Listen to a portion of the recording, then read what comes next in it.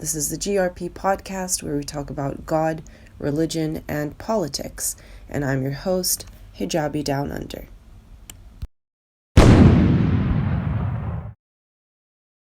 Hey everyone, in the next 5 minutes, I'm going to show you that science proves that God exists, and that it's so obvious that it's like the sky being blue.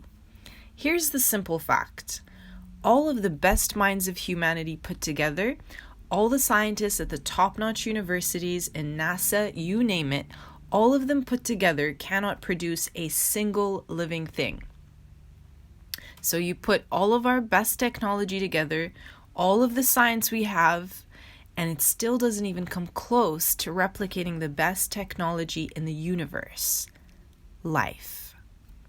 This shows clearly that a being far more intelligent and capable than all of the best minds of humanity put together brought you and me and all living things into existence. And this is such a plain and simple fact that it's clear as soon as you open any biology textbook. So today you're going to be a first-year university student, and you're taking your first class in biology. It's Bio 101. But don't freak out, no one fails this class. So you look at your lecture notes on the first day of school and you see the first question: what is biology? Simple answer: biology is the study of living things. Second question: what is a living thing? You see, all good science starts with a probing question.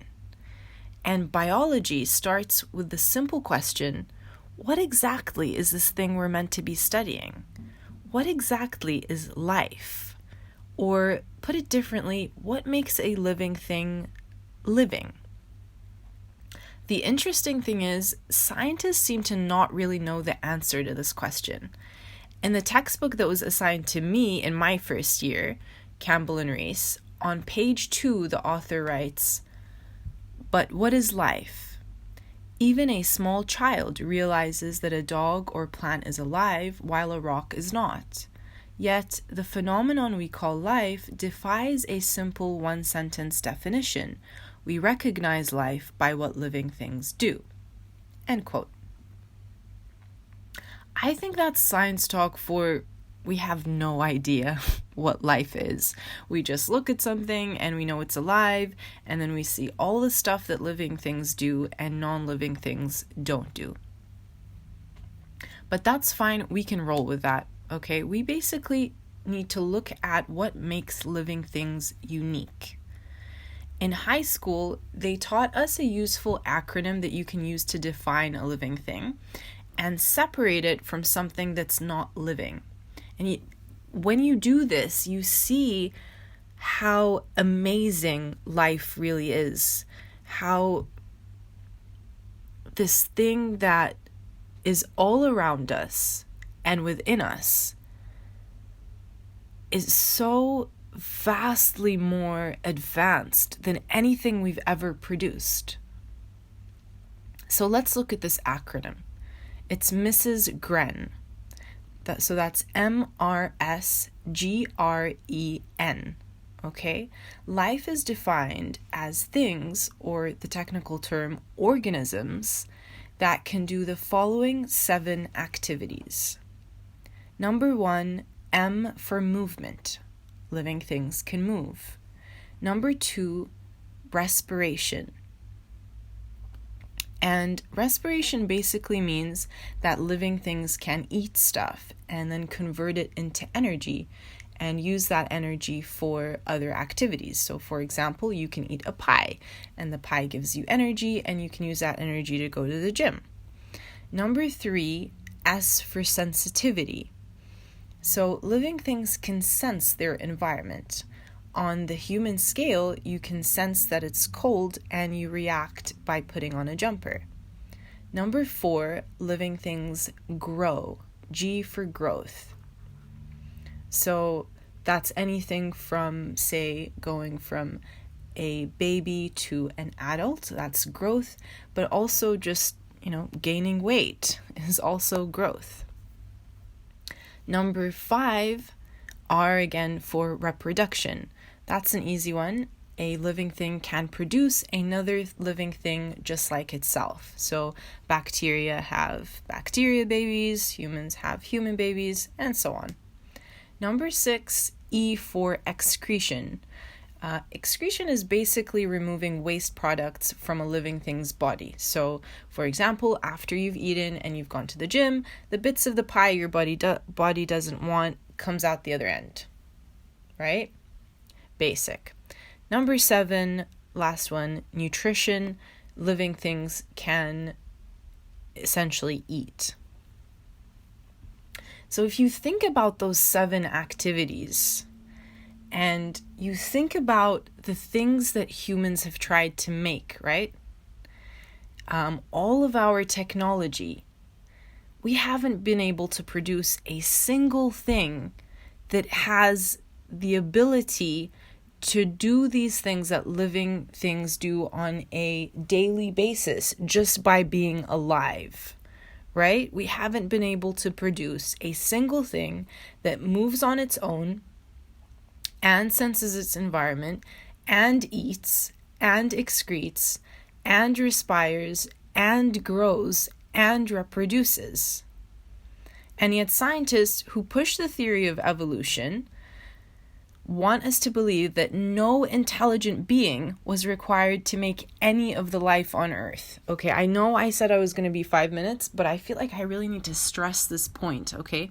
Just by thinking about these 7 things that living things do just by virtue of being alive, right? The fact that they can move.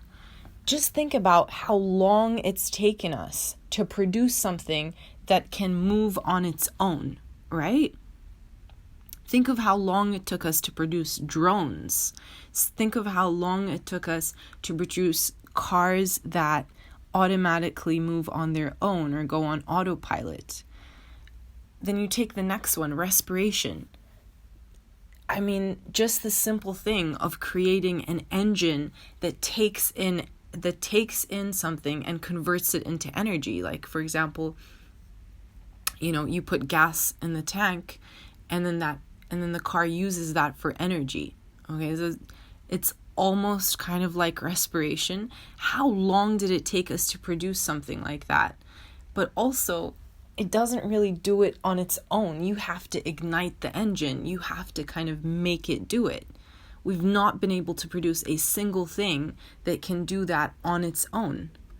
And on top of that, also something that senses its environment. So things like your car responding to things in its environment. So autopilot, for example, or responding to other vehicles on the road. Just think of how complicated that is and how advanced our technology had to be to produce even a simple or a very basic level of sensitivity.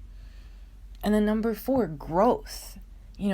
Who's ever seen a car growing, or, your phone or your laptop? It's it. Like, once you've made your laptop, that's it. That's the size that it's going to be. It doesn't add parts onto itself. And yet all living things grow. You start from being one fertilized egg in your mother's womb, and then you're 9 months later, you're a baby that's 4 kgs in weight. Well, 4 is a little bit of a heavy baby, but think about that. You gained 3 kgs. When was the last time any piece of technology of actually added parts onto itself and grew? Like literally adding more parts of it to itself, like taking on bits from the environment and growing. It's mind-boggling. I can't think off the top of my head of any piece of technology that does that. Number 5, reproduction. Okay, that's game over. The minute you think of reproduction, it's like game over, What smartphone is going to make another smartphone? This is a thing that just like blows my mind about life, right? There's no way that we're ever going to be Well, okay. Let's say we do ever get to that. Like, right? Let's say we do get to the stage where we're able to create something that reproduces itself. All that's going to prove is that the intelligence required to produce a living thing is crazy, right? Because it's taken us hundreds of years and we still haven't been able to create something that reproduces. The fact that you can imagine that life on Earth came about without the input of an intelligent mind is just insane. It's crazy. It's so obvious that something vastly more intelligent than us brought living things into existence. It's the product of supreme intelligence that we don't even, you can put all of our brains together. And all we can do is just start appreciating the fascinating intelligence behind life. That's all we can do. We can just begin to appreciate it. We're not even close to replicating this intelligence. And so the idea that there was no intelligence behind this fascinating thing that we call life, well, to me, that's just throwing away all your logic and reason. But you know what? It's a free country. You can believe whatever you want.